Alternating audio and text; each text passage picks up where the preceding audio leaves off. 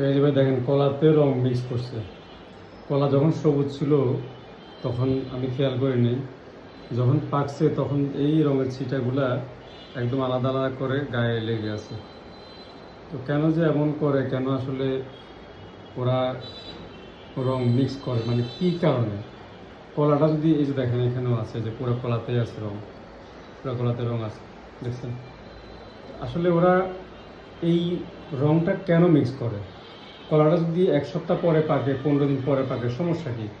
আমরা তো প্রায় সময় কাঁচা কলাই কিনি, কারণ মানে রাখলে অনেক সময় দেখা গেছে তাড়াতাড়ি পাকে, অনেক সময় এটা শেষ হয়ে যায় দ্রুত বা পচে যায়। এই কারণে কাঁচাটাই কিনি, পাকলে আমরা আস্তে আস্তে খাবো। সেক্ষেত্রে দেখা যায় সবগুলো একসাথে পাকে। আর দেখেন এই রং, রং বুঝছেন?